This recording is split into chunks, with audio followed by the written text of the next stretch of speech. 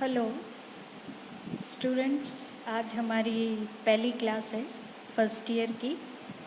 तो इसमें हम सिलेबस जो तुम्हारा है वो आपको मिल जाएगा JNU की वेबसाइट से।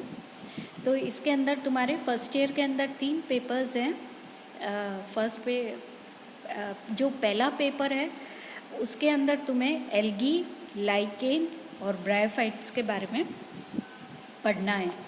एल्गी मतलब शैवाल, लाइकेन और ब्रायोफाइट के बारे में पढ़ना है। हर पेपर के अंदर 5 यूनिट्स हैं और 50 नंबर का हर एक पेपर है।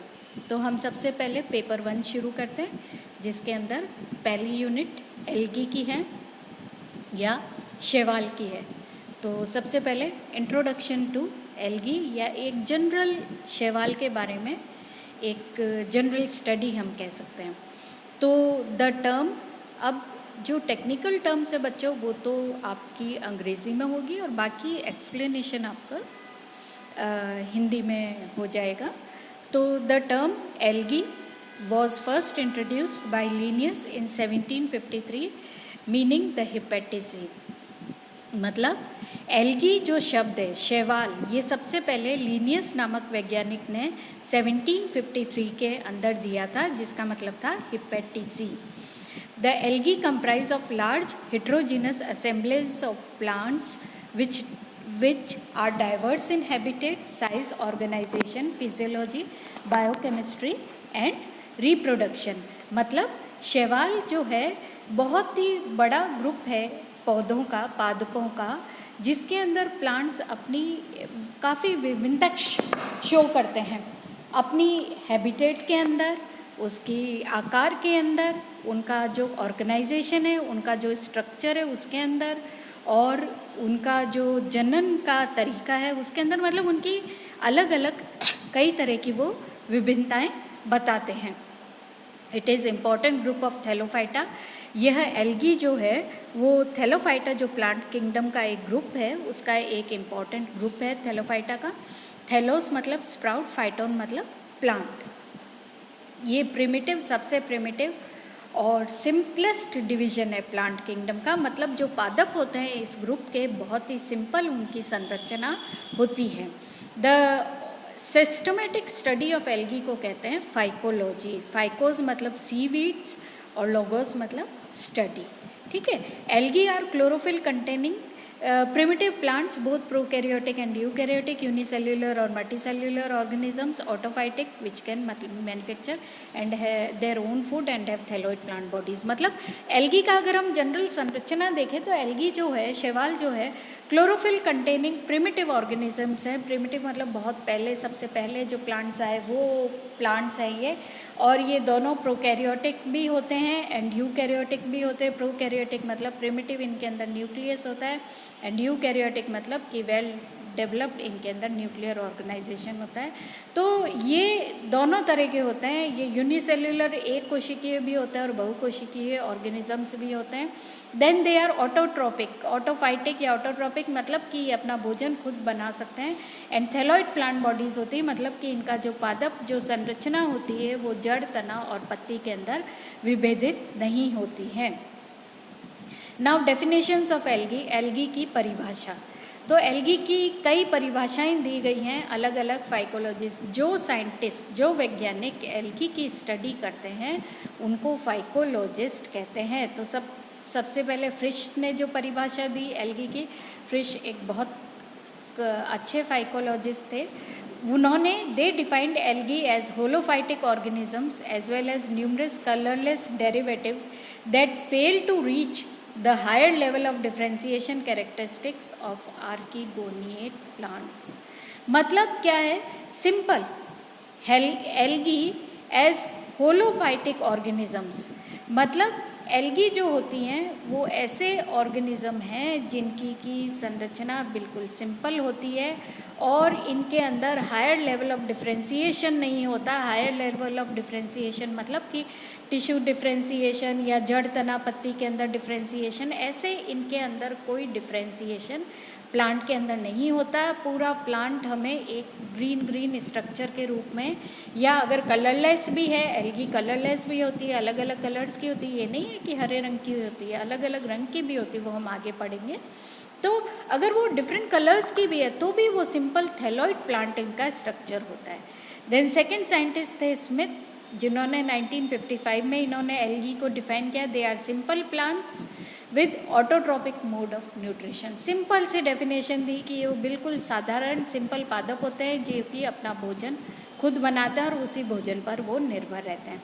Then Chapman 1962 defined algae, seaweeds of seashore and green skeins in segment freshwater ponds and pools as among the simplest in plant kingdom. Chapman ने कहा कि एल्गी, उन्होंने इनके डिस्ट्रीब्यूशन के बारे में बात करते हुए उन्होंने कहा कि वो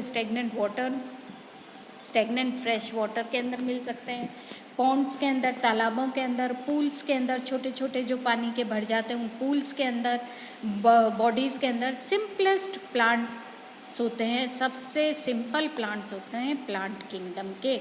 ये सी वीड्स के रूप में सी शोर पर भी पाई जा सकती हैं ये एल्गी, ठीक है, समुद्र के किनारों पर भी ये पाई जा सकती है।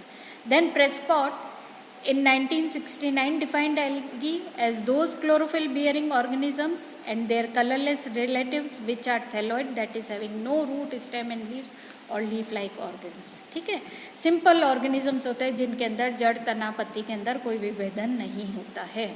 Then Singh Aryan, he defined algae are by and large simple plants which display a spectrum of photosynthetic pigments and evolve oxygen during process of photosynthesis. Then Aryan Singh ने 1974 में थोड़ी एडवांस्ड डेफिनेशन एल्गी की दी। जब एल्गी के बारे में काफ़ी स्टडी हो चुकी थी तब उन्होंने कहा कि एल्गी वैसे तो सिंपल प्लांट्स होते हैं, बिल्कुल नॉर्मल प्लांट्स होते हैं जिनके अंदर फोटोसिंथेटिक पिगमेंट्स पाए जाते हैं, प्रकाश संश्लेषण के जो पिगमेंट्स होते हैं वो पाए जाते हैं, और ये वो प्लांट्स होते हैं जो कि फोटोसिंथेसिस की प्रक्रिया के दौरान, प्रकाश संश्लेषण की प्रक्रिया के दौरान ऑक्सीजन छोड़ते हैं, ठीक है। देन नाउ ये तो थी कुछ डेफिनेशंस एल्गी की। नाउ अकरेंस ऑफ एल्गी, मतलब एल्गी कहाँ कहाँ पाई जाती है। तो एल्गी शैवाल ऐसे प्लांट ग्रुप हैं जो कि सब जगह पाए जाते हैं। They are found in fresh water as well as marine water. वो एकदम ताज़ा, फ्रेश वाटर मतलब कि जो पानी बह रहा है, जो रुका हुआ नहीं है, उन ताज़े पानी के अंदर पाए जा सकते हैं।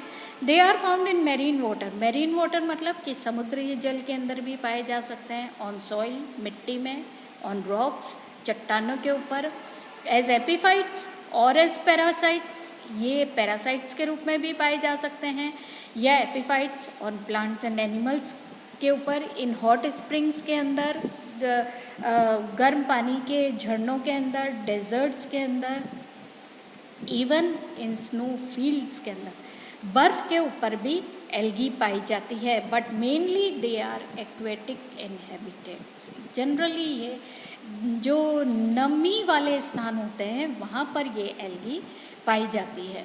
तो बेस्ड ऑन देयर हैबिटेट कि वो कहाँ पाई जाती है, एल्गी तीन तरह की होती है। एक्वेटिक एल्गी जो पानी के अंदर पाई जाएगी, टेरेस्ट्रियल एल्गी जो ज़मीन के ऊपर पाई जाएगी, and algae of remarkable habitats मतलब कि जो अलग अलग जगह पर पाई जाती है, जो आपको